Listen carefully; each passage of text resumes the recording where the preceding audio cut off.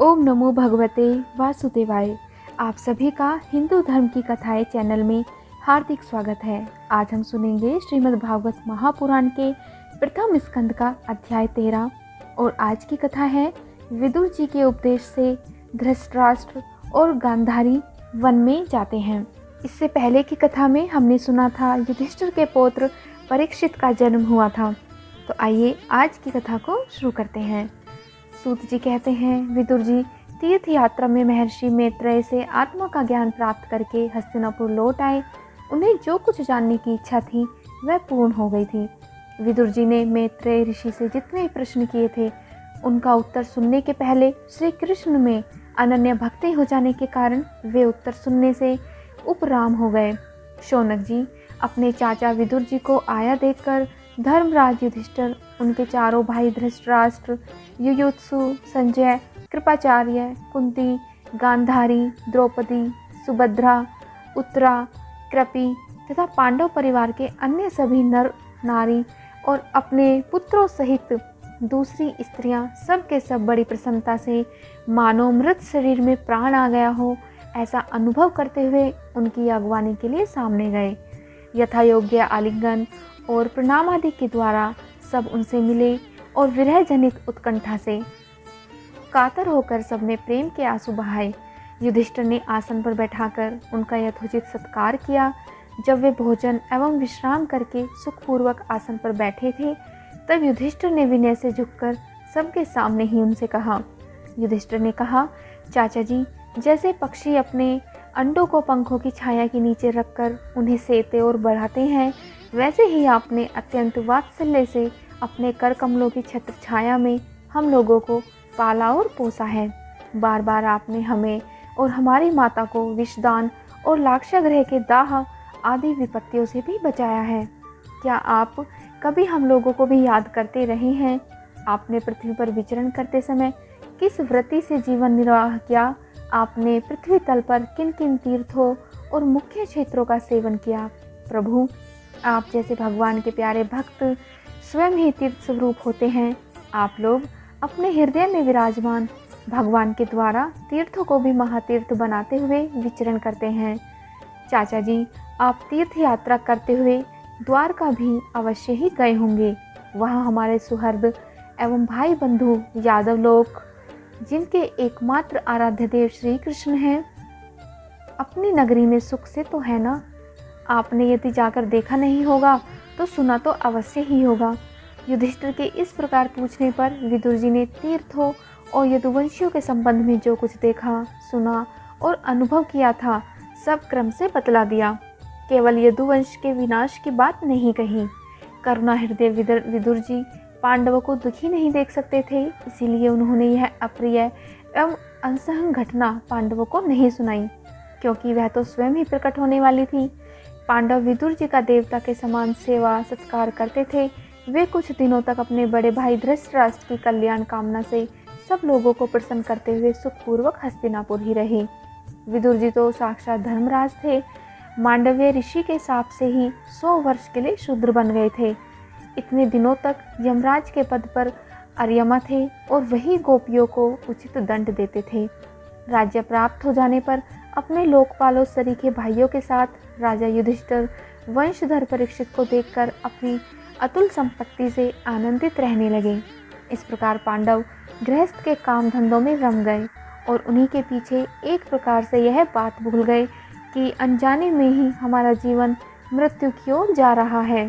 अब देखते देखते उनके सामने यह समय आ पहुंचा जिसे कोई टाल नहीं सकता।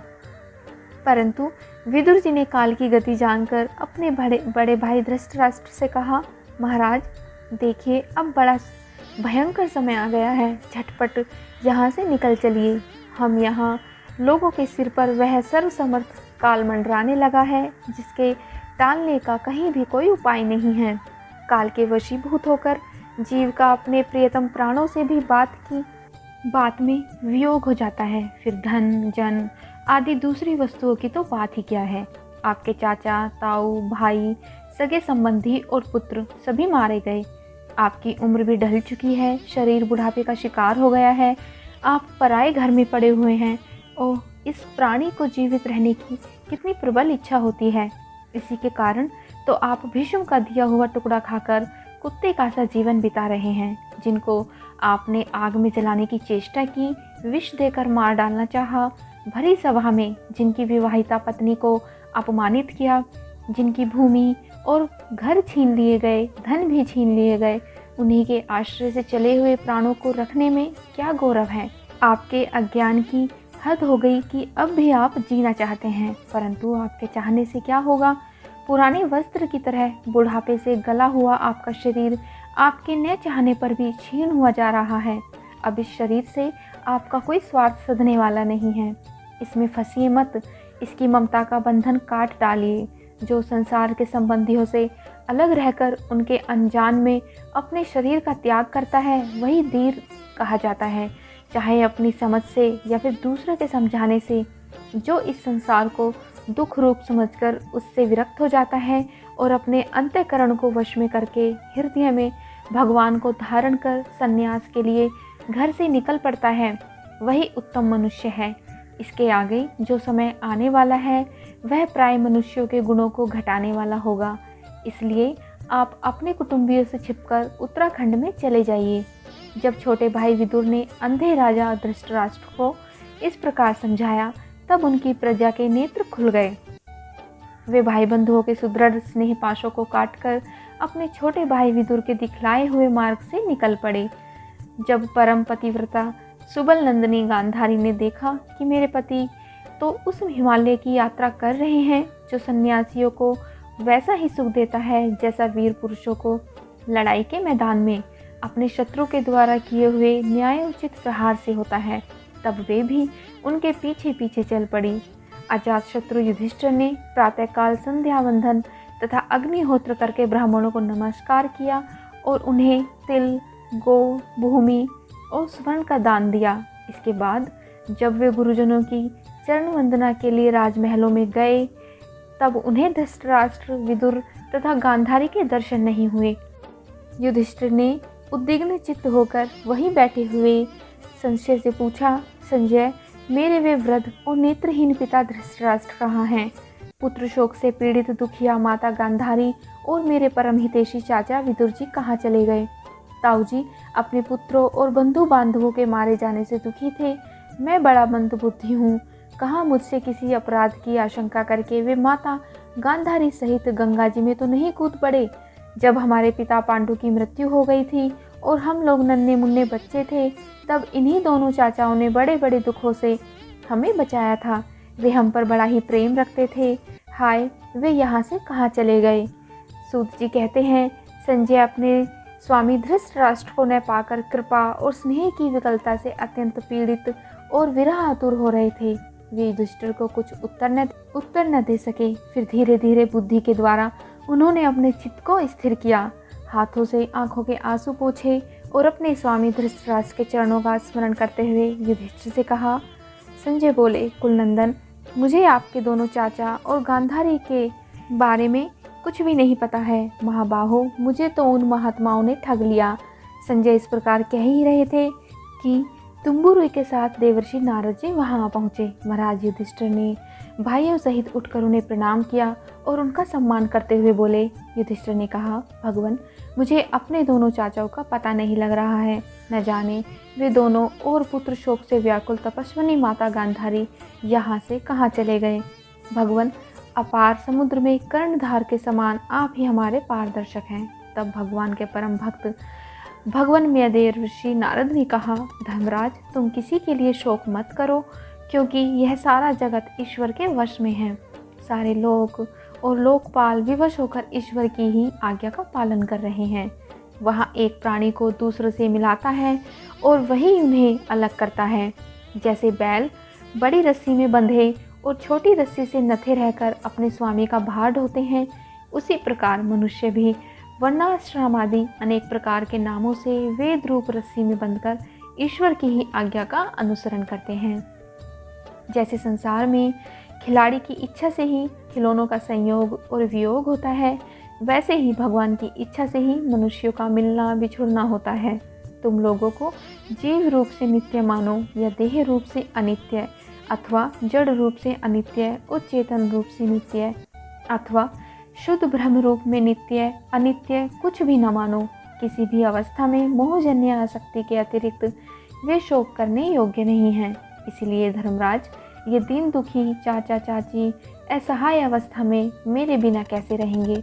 इस अज्ञानजन्य धन की विकलता को छोड़ दो। यह पात्र भौतिक शरीर कल धर्म और गुणों के वश में है। अजगर के मुंह में पड़े हुए पुरुष के समान यह पराधीन शरीर दूसरों की रक्षा ही क्या कर सकता है। हाथ वालों के बिना हाथ वाले, चार पैर वाले पशुओं के बिना पैर वाले, और उनमें भी बड़े जीवों के छोटे जीव आहार हैं। इस प्रकार एक जीव दूसरे जीवन का कारण हो रहा है। इन समस्त रूपों में जीवों के बाहर और भीतर वही एक स्वयं प्रकाश भगवान, जो संपूर्ण आत्माओं के आत्मा हैं, माया के द्वारा अनेकों प्रकार से प्रकट हो रहे हैं। तुम केवल उन्हीं को देखो। महाराज, समस्त प्राणियों को जीवन दान देने वाले वे ही भगवान इस समय इस पृथ्वी तल पर देवद्रोहियों का नाश करने के लिए काल रूप से अवतीर्ण हुए हैं। अब वे देवताओं का कार्य पूरा कर चुके हैं। थोड़ा सा काम और शेष है, उसी के लिए वे रुके हुए हैं। जब तक वे प्रभु यहाँ हैं तब तक तुम लोग भी उनकी प्रतीक्षा करते रहो। धर्मराज, हिमालय के दक्षिण भाग में जहाँ सप्तऋषियों की प्रसन्नता के लिए गंगा जी ने अलग अलग 7 धाराओं के रूप में अपने को 7 भागों में विभक्त कर लिया था, जिसे सप्तस्रोत कहते हैं, वही ऋषियों के आश्रम पर धृतराष्ट्र अपनी पत्नी गांधारी और विदुर के साथ गए हैं। यहाँ से वे त्रिकाल स्नान और विधि पूर्वक अग्निहोम करते हैं।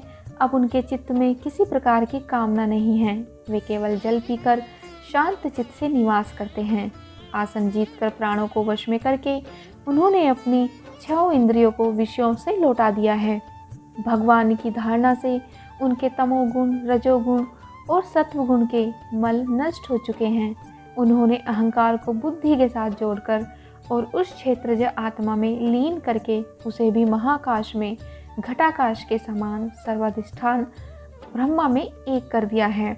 उन्होंने अपनी समस्त इंद्रियों और मन को रोककर समस्त विषयों को बाहर से ही लौटा दिया है और माया के गुणों से होने वाले परिणामों को सर्वथा मिटा दिया है। समस्त कर्मों का संन्यास करके वे इस समय ठूंठ की तरह स्थिर होकर बैठे हुए हैं। अतः तुम उनके मार्ग में विघ्न रूप मत बनना। धर्मराज, आज से 5वें दिन वे अपने शरीर का परित्याग कर देंगे और यह जलकर भस्म हो जाएगा। गाहरे पत्यादि अग्नियोगी द्वारा पर्णकुटी के साथ अपने पति के मृतदेह को जलते देखकर बाहर खड़ी हुई साध्वी गांधारी भी पति का अनुगमन करती हुई उसी आग में प्रवेश कर जाएगी। धर्मराज, विदुर जी अपने भाई का आश्चर्य में मोक्ष देकर हर्षित और वियोग देखकर दुखित होते हुए वहां से तीर्थ सेवन के लिए चले जाएंगे। देवर्षि नारद यों कहकर तुम्बुरुक के साथ स्वर्ग को चले गए। धर्मराज युधिष्ठिर ने उनके उपदेशों को हृदय में धारण करके शोक को त्याग दिया। यह थी श्रीमद् भागवत महापुराण के प्रथम स्कंद के अध्याय 13 की कथा। इससे आगे की कथा हम अगले अध्याय में सुनेंगे।